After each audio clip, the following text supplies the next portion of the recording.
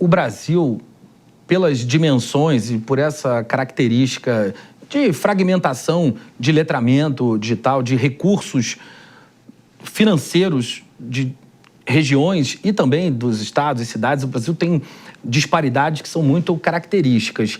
Mas dá para encontrar globalmente algum país ou alguma região que pode servir de exemplo?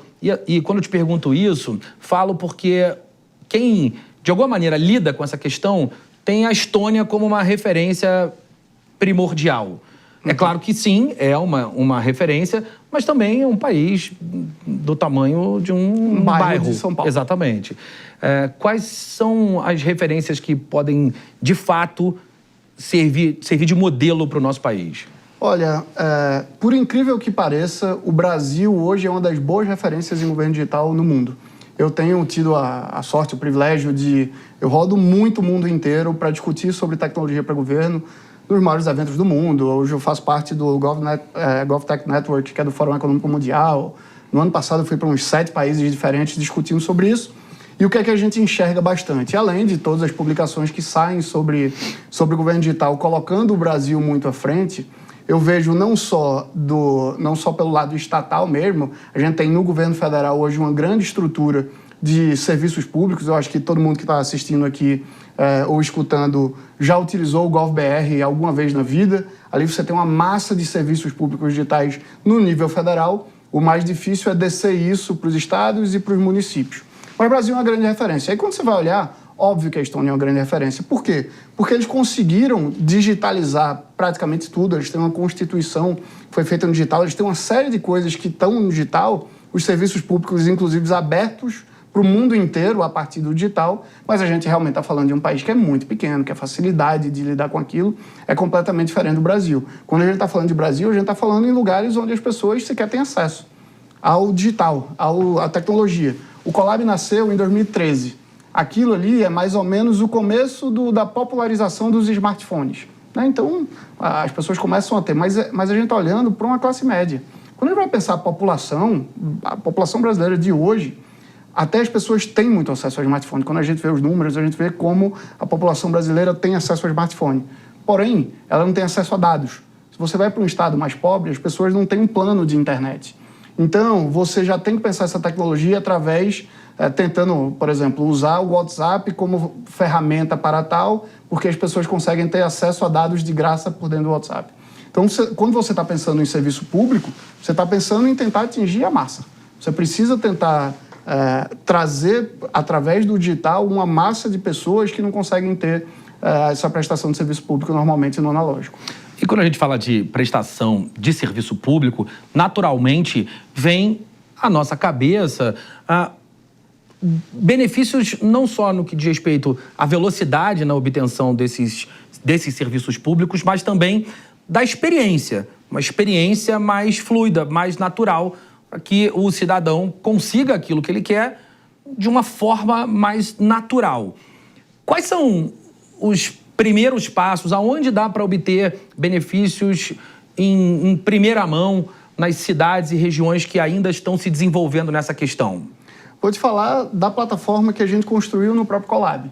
A gente hoje tem serviços digitais lá dentro, tem centenas de serviços digitais sendo prestados por prefeituras, por municípios, às vezes governos estaduais também, para essa população. Como é que a gente faz? A gente está olhando aqui para serviços que são dos mais básicos, como eu preciso matricular meu filho na creche.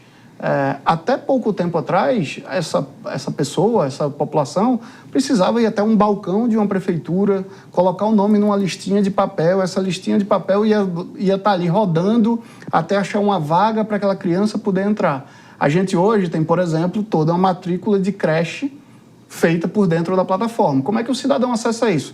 Tanto pelo portal da prefeitura, quanto pelo um chatbot de WhatsApp da prefeitura, quanto por dentro do aplicativo Colab. A gente começa em alguns municípios a distribuir totens pela cidade, onde as pessoas conseguem lá e pela plataforma conseguem colocar seus filhos na creche. Ou então, por exemplo, durante a pandemia, a gente observou, obviamente, que existia uma calamidade de saúde pública e que quando começam a chegar as vacinas, qual era um grande desafio? Como é que as pessoas vão se vacinar sem pegar a doença numa fila de vacina. Então, a gente começa a fazer agendamento de vacina de Covid. Pegar um dos municípios que é cliente da gente, Niterói, a Prefeitura de Niterói, 1/3 da população inteira se vacinou agendando por dentro da plataforma. Como? De dentro de casa, por um aplicativo, ia lá no aplicativo Colab, via qual era o horário que era mais conveniente com a UPA, o posto de saúde mais próximo de casa, agendava e ia lá sem pegar fila. E é isso, você está olhando para política pública clara ali, um serviço público de um jeito muito claro sendo prestado a partir do digital. Obviamente que esse serviço a pessoa vai lá e se vacina pessoalmente, mas faz com que as pessoas naquele momento não se contaminassem com o Covid, por exemplo. E assim, quando a gente pensa nessas questões, é inevitável vir à cabeça o exemplo chinês.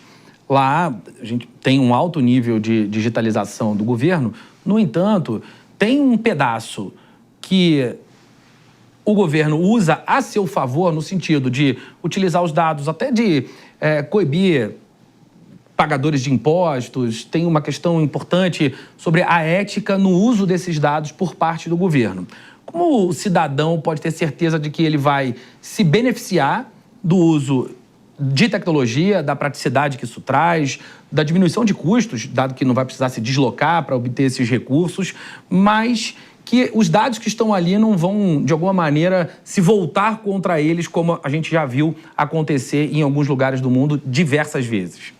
No Brasil, a gente tem a Lei Geral de Proteção de Dados. Eu acho que é por aí onde a gente mais se baseia, como esses dados podem ser tratados.